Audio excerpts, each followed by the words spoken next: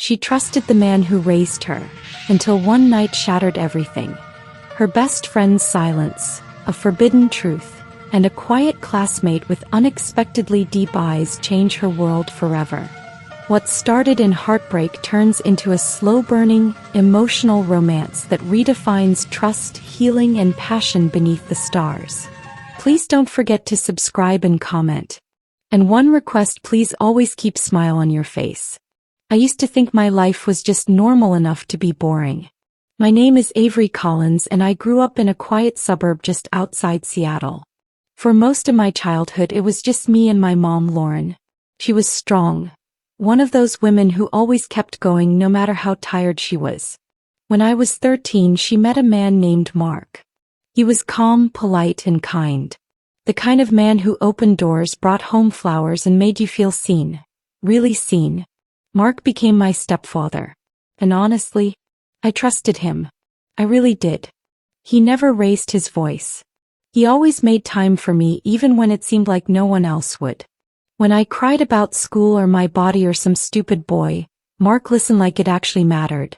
I thought, maybe we'd finally gotten lucky. Maybe Mom and I finally had the family we deserved. I never imagined that Mark, the man I looked up to, would shatter that trust. It didn't happen to me. It happened to my best friend. Betrayal had been part of my life since 3rd grade. Wild curls, sharp wit, the kind of girl who never let anyone push her around. Where I was cautious, she was bold. Where I hesitated, she ran. She was my person. My safety. And she always had my back. One Friday afternoon in April, I invited her over. Mom was out of town for a work trip and Mark was working from home. Betrayal and I were lying on my bed, laughing at TikToks, planning prom outfits, just being girls. Then Mark knocked. "Pizza's here," he said through the door, cheerful as always. We went downstairs. Everything was already set out. Plates, drinks, napkins, like he'd been waiting. I remember thinking it felt a little prepared. But that was just Mark, right? Always the thoughtful one. After dinner, I got a call from my debate partner about an emergency for our Monday presentation. I told Betrayal I'd be back in 10 and ran upstairs. When I came back down 20 minutes later, she was gone. "Betrayal," I called. Silence. The bathroom, empty. I found Mark in the den. He was wiping his hands on a towel, casual, like nothing was off. She said her mom needed her, he told me. Left in a hurry. Weird. She always texted me when she left. But I didn't question it. Not yet. I should have. Days passed. No messages. No replies. He wasn't at school. When I went to her house, her mom said she was sick. That word sat heavy in my chest. But on Thursday I found her. She was standing alone outside the gym. Just standing there like the world had stopped. I ran up to her and hugged her. She flinched.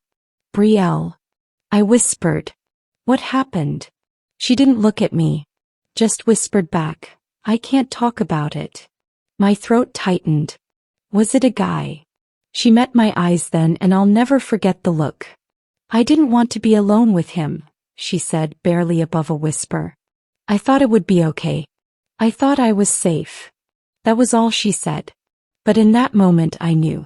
Mark. I didn't want to believe it. Couldn't. This was the man who had bandaged my knees, cheered from the sidelines, called me kiddo. But Betrayal wasn't lying.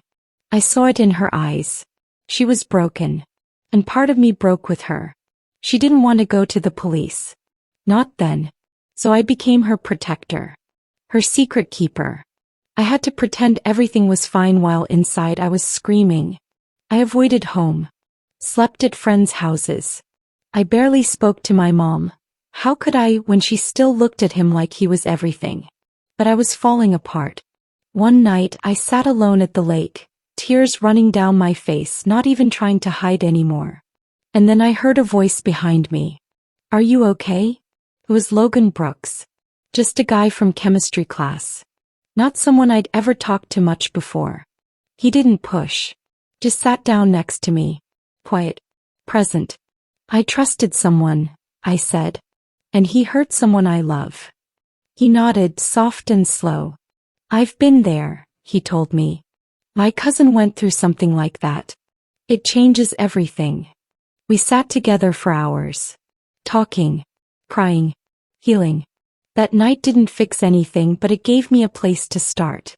After that, Logan became my safe space. No expectations. No pressure. Just steady, quiet support. And when I finally got the courage to tell my mom the truth, it was Logan who stood by me. At first, Mom didn't believe me. She screamed, cried, denied it. Until Brielle came over. Until she told her truth, shaking, sobbing, brave. That's when Mom broke. She left Mark that night. Filed a police report the next morning. It was long, messy, painful. But Brielle and I stood tall. We were stronger than he expected. And Logan? He never left my side. Months later, when the court process ended, we were lying on a blanket in his backyard, just watching the stars. He reached for my hand and said, "You're stronger than you know." I looked at him. "I didn't think I could ever trust someone again," I whispered. "But you showed me I could." Kiss me soft, gentle, safe. Not to fix me, but to remind me I was whole again. And in that moment, I finally believed it.